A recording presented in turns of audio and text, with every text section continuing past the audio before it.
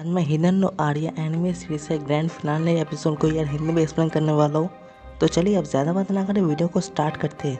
तो एपिसोड की स्टार्टिंग में रिको बोलती है कि मैंने कभी भी किसी भी मिशन के लिए अपनी फर्स्ट किस को यूज़ नहीं किया, इस बार किया हूँ, तो चलो इसे यादगार बनाते हैं। तभी आर्या बोलती है कि इससे पहले कि मैं तुम्हें जान से मार दूँ, तुम मुझे क्या इतना बता सकते हो क्या वो रोज़ी सच में तुम्हारे माम ने तुम्हें दिया था, और क्या ये तुम्हारे लिए इतना इम्पोर्टेंट है। तभी रिको बोलते हैं हाँ मैं कोई नंबर नहीं हूँ, मैं रिको हूँ, मैं सिर्फ फिर को पैदा करने के लिए नहीं हूँ। तुम कभी भी किसी जेल में नहीं रहे हो, हाँ गंदे पानी नहीं पिए हो, हाँ ये कोई ऑर्डिनरी रोज़े नहीं है, ये एक ट्रेजर है हम लोगों का जनरेशन टू जनरेशन। इसे उसकी मॉम ने मतलब रिको की मॉम ने रिको को दिया था, और रिको इसे खो ना दे इस वजह से रिको इसे अपने मुंह के अंदर रखती थी हमेशा। और तभी रिको बोलती है क्योंकि मामूली रोज़े नहीं था, वो तब मुझे पता चला कि वो रोज़ा मुझे पावर दे रहा था, और उसी पावर की मदद से मैं उस सेल से बाहर निकल गई। और अब तैयार हो जाओ तुम दोनों, मैं तुम दोनों को अकेले हराने वाली। और जैसे ही वो अपनी पावर मोड को ऑन करती है हमला करने के लिए, लेकिन तभी पीछे से एक इलेक्ट्रिक शॉक उसे लगती है, जिसकी वजह से वो बेहोश होकर गिर जाती है। और वो कोई और इलेक्ट्रिक शॉक नहीं देता, वो सेंसे देता है। और तभी सेंसे के साइड से दो बियर्ड उल्फ आ जाता है जो सिल्वर कलर का होता है। और तभी हमारा एमसी बोलता है कि सिल्वर कलर का बियर्ड उल्फ, हाँ तो फिर इसका मतलब रिको को जिसने कस्टडी में लिया था वो। तभी सेंसे बोलता है हाँ वो मैं ही था। और रिको को होश आ जाता है। और तभी सेंसे बोलता है कि मुझे शायद इसका ब्लड को लेकर थोड़ा और एक्सप्लेन करना चाहिए था, है ना रिको, वैसे तुमने मुझे 10 साल पहले देखा था, तुम भूल गए। और तभी रिको याद करती है हाँ रिको को जेल में डाल के उसका ब्लड टेस्ट किया जाता था उसका जीन्स को परखने के लिए। तभी सेंसे बोलता है चिंता मत करो, इसके अंदर कुछ भी नहीं है, कुछ भी खास बंदे नहीं है। तभी सेंसे रिको को पूरी तरीके से उठाता है और उसके गले से वो रोज़े निकाल लेता है और बोलता है कि तुम्हें क्या लगा एक बच्चों की तरह प्लान करके मेरे वहाँ से चोरी कर लोगा, मुझे पता भी नहीं चलेगा। मैं तुम्हें चोरी करने दिया, इसी वजह से तुम चोरी कर पाए। और तभी सेंसे उस रोज़े को निकाल के रिको के मुंह के अंदर घुसा देता है, जो कि काफ़ी ब्रूटल होता है असल में। और सेंसे बोलता है ये तुम्हारे अंदर ही फिट करता है, और हाँ यूजलेस बनना कितना बुरा लगता है ये तुम्हें देख कर पता चलता है। और सेंसे पूरी तरीके से रिको को टॉर्चर कर रहा होता है, और ये सब देख के आर्या बोलते रुक जाओ। तभी आर्या बोलना कंटिन्यू करती है और बोलती है कि अब क्या फ़ायदा रिको को टॉर्चर करने का।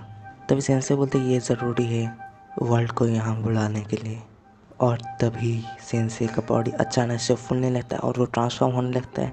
ये देख के आर्या घबरा रही थी। आर्या बोलते क्या तुम ही वर्ल्ड हो। तभी सेंसे बोलते नहीं बेवकूफ़, मैं वर्ल्ड नहीं हूँ, मैं तो बस एक आउटर सेल हूँ जिसे वर्ल्ड ने क्रिएट किया है, और अब वर्ल्ड आने वाला है। और तभी सेंसे का फुल बॉडी ट्रांसफॉर्मेशन होकर एक बड़ा सा मॉन्स्टर टाइप बन जाता है सेंसे, और वही वर्ल्ड होता है। तभी आर्या फायर करने लगती है, बोलते केंजी मुझे कवर करो, लेकिन आर्या का एक भी हिट उससे कुछ खास नुकसान नहीं पहुंचाता है। और तभी दो सिल्वर वुल्फ आर्या के ऊपर हमला करता है, लेकिन तभी हमारे एमसी उस दो सिल्वर वुल्फ को से ऊपर मारता है जैसा डीके ने मारा होता है, तो उससे कुछ नहीं होता, सिल्वर वुल्फ को कोई नुकसान नहीं पहुंचाता, बस वो वर्ल्ड के कंट्रोल से बाहर हो जाते हैं। और दूसरी तरफ आर्या वर्ल्ड के ऊपर कंटिन्यू गोली मारती है, लेकिन वर्ल्ड काफ़ी जल्दी रिकवर कर लेता है। और तभी आर्या बोले तुम्हारे वजह से मेरे माम का यह हालत हुआ, मैं तुम्हें ले जाऊंगा कोर्ट में और अरेस्ट भी करूंगा। ये सुनकर वर्ल्ड बोलता अच्छा तुम क्या सब बोल रहे आ रहे हो, मुझे लगता है कि तुम्हारा ब्लड में मुझे टेस्ट करना चाहिए। ये सुन के आर्या बोलता अच्छा तो अब मुझे पता चला वर्ल्ड तुम असल में एक वैम्पायर हो। ये सुन के केंजी बोलता है वैम्पायर। तो वर्ल्ड बोलता है हाँ तुमने सही अंदाज़ा लगाया, मैं एक वैम्पायर हूँ जो काफ़ी सालों से ह्यूमन जेंस को इन्वॉल्व करके अपने आप को इन्वॉल्व करते करते इतना ताकतवर स्मार्ट इंटेलिजेंट बना कि मुझे अब सन की रोशनी से भी कोई फ़र्क नहीं पड़ता है। तभी वर्ल्ड रिको को उठाता है, और तभी रिको वर्ल्ड को बोलती है तुमने प्रॉमिस किया था कि अगर मैं होस्ट फोर्थ को हरा दूँ तो फिर तुम मुझे छोड़ दोगे। तभी वर्ल्ड बोलता है कि तुम क्या अपने डॉग के साथ जो प्रॉमिस किया वो वादा निभाते हो। ये सुनकर रिको चुप हो जाती है। तभी वर्ल्ड बोलता है कि एक अच्छी एक्सपीरियंस सब्जेक्ट की तरह तुम फिर से उस सेल में वापस चले जाओ, तुम तो बिल्कुल बेकार हो, लेकिन तुम्हारा जेंस अच्छा है, शायद इससे हम 5th जनरेशन को लॉन्च कर पाएँ, तो फिर एक बार आखिरी बार दुनिया को देख लो। और तभी रिको जब दुनिया को देख रहा होता है वो वाइट कलर नहीं होता, वो रेड कलर हो गया होता है, उसके आँखों से लगभग भर गया होता है। और तभी रिको बोलते केंजी आर्या प्लीज़ मुझे बचाओ। तभी आर्या बोलती है कि तुम्हें ये सिंपल वर्ड बोलने में इतना टाइम लग गया। तभी आर्या जल्दी से जाके वर्ल्ड का वही हाथ काट देता है जिस हाथ से वो रिको को पकड़ा हुआ रहता है। और तभी हमने इनसे रिको को पकड़ के रिको को दूर जाके रख देता है, फाइट से काफ़ी दूर। और तभी रिको बोलते हैं आर्या को रिट्रीट करने को बोलो, तुम उसे हरा नहीं पाओगे, वर्ल्ड बहुत ज़्यादा ताकतवर है। तभी हमारा एमसी बोलता है तुम चिंता मत करो, मैं और आर्या संभाल लेंगे, और ये रहो तुम्हारे रोज़े। तो हमारा एमसी रोज़े निकाल के रिको को हाथ में दे देता है। असल में वर्ल्ड के पास दूसरा रोज होता है जो उसने रिको के मुंह में घुसा दिया होता है। ऑब्वियसली पूरा नहीं घुसाया होगा, थोड़ा सा ही, जस्ट ब्रूटली होगा। और जो रोज रिको के पास था वो वर्ल्ड ने रख दिया था, जो हमारे एमसी ने वर्ल्ड से चोरी करके अभी अभी रिको को वापस लौटा दिया। तो रिको बोलती है कि हाँ शायद तुम और आर्या अगर एक साथ काम करो तो शायद जीत जाओ। मुझे पता है वर्ल्ड का 4th वीक पॉइंट कहाँ है, उसके सीने में, चेस्ट में। ये सुनकर हमारे एमसी चला जाता है। फिर आर्या दूसरी तरफ हमला करता है वर्ल्ड के ऊपर। वर्ल्ड काफ़ी गुस्सा होता है आर्या के ऊपर, और तभी आर्या के पास गोली भी खत्म हो गया होता है। लेकिन हमारा एमसी तब तक वहाँ पहुँच जाता है, और तभी आर्या बोलती है केंजी क्या करे। तभी हमारा एमसी बोलता मुझे वर्ल्ड का 4th वीक पॉइंट मिल गया उसके सीने में, तो मैं उसके सीने में और राइट हैंड में गोली करूँगा, तुम लेफ्ट हैंड में गोली करना। बिल्कुल चारों एक साथ एक ही टाइम में गोली करते हैं। तभी वर्ल्ड बैठ जाता है, वर्ल्ड को नुकसान होता है। तभी वर्ल्ड उठ कर खड़ा होकर बोलता है कि तुम्हें क्या लगा तुम जैसे बेवकूफ़ों को मेरा वीक पॉइंट मिल जाएगा। और ये ऊपर से रिको भी देख ली थी, और रिको देख कर भी शॉक हो जाती कि वर्ल्ड को कुछ नहीं हुआ।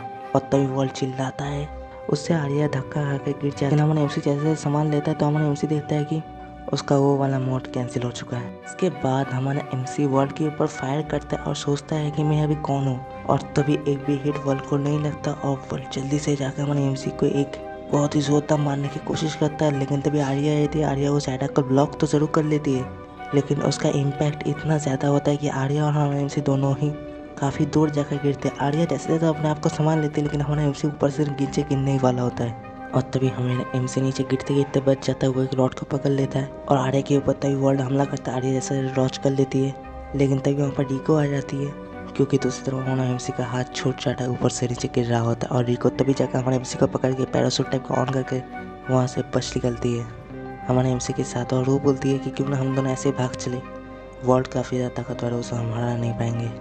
तभी हमारे एमसी बोलता है लेकिन आर्या का क्या। तभी रिको बोलती है जैसे ही उसे पता चला है कि हम लोग नहीं आएंगे तभी वो गिव अप भी कर देगी। तभी हमारे एमसी बोलते हैं ऐसे वो नहीं है, वो फाइट करते रही आखिरी सांस तक, और मैं भी उसे छोड़ कर कहीं नहीं जाने वाला, मैं उसका पार्टनर हूँ। और वैसे भी रिको क्या ये सब करने के बाद फिर भी तुम वर्ल्ड के पास वापस जाना चाहोगे, और तुम बस एक नंबर 1 लाओगे, 4th, तुम रिको हो रिको। तभी रिको बोलती है हाँ मैं रिको हूँ। और रिको फिर थोड़ा मोटिवेट होती है और जल्दी से हमारे एमसी को लेके फिर से फाइटिंग एरिया में पहुंच जाती है। अब दूसरी तरफ आर्या वर्ल्ड को बराबरी का टक्कर दे रही होती है, हालांकि वर्ल्ड को कुछ खास नुकसान नहीं पहुंचता। और तभी एक ठंडा स्ट्राइक होती है, आर्या उसे घबरा कर बैठ जाती है, और तभी रिको और हमारे एमसी आर्या को वहाँ से बचा ले जाते हैं। और फिर वो दोनों नीचे रुकते हैं, लेकिन उससे पहले हमारे एमसी रिको को पूछता है क्या तुम्हारे पास कोई गन है। तभी रिको बोलती है हाँ। तभी हमारा एमसी बोलता है तो फिर हम लोग बस एक चांस तो है अभी भी। और फिर रिको हमारे एमसी और आर्या को दोनों को उस एरिया के ऊपर लैंड करा देती है, और खुद भी लैंड होती है, लेकिन हमारे एमसी आर्या के ऊपर लैंड हो जाती है, जिसकी वजह से उसका वाला मोड ऑन हो जाता है। और तभी हमारे एमसी बोलते रिको तुमने सही कहा था, आर्या क्या तुम्हारे पास कोई गोली बचा है। तभी आर्या बोलते दोनों गन में एक एक। तभी हमारे एमसी बोलते मेरे पास भी एक है, तो एक ट्राई और करते हैं। तभी आर्या बोलते तुम्हें उसका वीक पॉइंट पता चल गया। तभी हमारे एमसी बोलते शायद। तभी वर्ल्ड वहाँ पर आ रहे थे, वर्ल्ड पर फिर से वो सब पॉइंटलेस हमला करने वाले वहाँ, और तभी वो लोग एक साथ फायर करते हैं। तभी हमारा एमसी फायर करता है, लेकिन उसका और आर्या का फायर टकरा के अलग अलग डायरेक्शन में जाने लगता है, मानो वो यही चाहता था। हमारा एमसी मन ही मन सोचता है कि अगर वो पहले से वर्ल्ड की वीक पॉइंट की तरफ एम करके फायर करता तो वर्ल्ड को ये पता चल जाता और वो जैसे डॉच कर लेता। लेकिन वो अगर वर्ल्ड की वीक पॉइंट को एम ना करके फायर करे, मतलब एक गोली दूसरी गोली की तरफ जाएगा और एक दूसरे से क्लैश होके हमारा एमसी का गोली फिर से वर्ल्ड की वीक पॉइंट की तरफ ही जाएगा, और वर्ल्ड को ये पता भी नहीं चलेगा।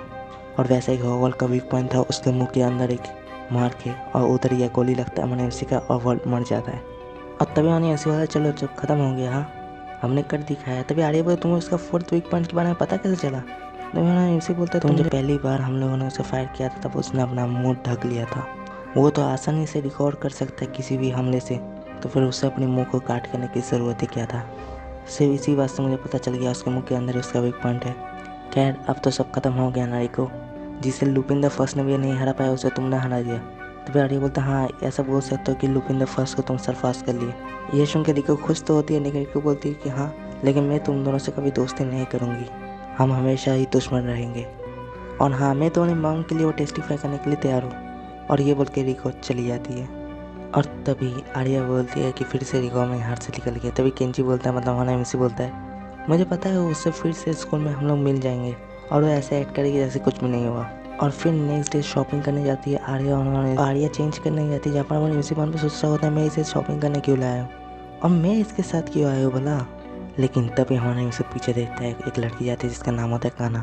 और तभी हमारे उसे पूरा नोटिस करता रहता है वहाँ कोई नहीं है। तो वो सोचता है कि ये उसका वहम हो सकता है। और तभी दूसरी तरफ से आर्या आती है। आर्या खुश होती है काफ़ी। आर्या बोलती है कि लॉयन ने बताया कि रिको उससे मीट किया और वो टेस्टिफाई करने के लिए तैयार है, तो इससे काफ़ी अच्छा होगा। और इधर ही यार ये वाला एपिसोड ख़त्म हो जाता है, ग्रैंड फिनाले। तो यार ये वाला सीरीज़ आप लोगों को कैसा लगा या मुझे बताना। अगला सीरीज़ जो मैं एक्सप्लेन करने वाला हूँ उसका पहला एपिसोड नेक्स्ट वीक तक या मेरे ख्याल से आ जाएगा। वो बहुत ही ज़्यादा अलग होने वाला है। मैंने अभी तक ऐसा कोई सीरीज़ एक्सप्लेन नहीं किया है और उसके लिए मुझे बहुत ही ज़्यादा मेहनत करना पड़ रहा है। पता नहीं सही होगा भी या नहीं। तो हाँ, इतना सब कुछ एक्सप्लेन किया यार, एक लाइक तो बनता है। और चैनल में नया है ना तो सब्सक्राइब कीजिए। और आपका कोई दोस्त वोस्त इसमें इंटरेस्ट रखता है तो प्लीज़ उसे भी शेयर कर दीजिए। तो हाँ, फिर मिलता है अगले किसी में। टिल देन बाय, सी या।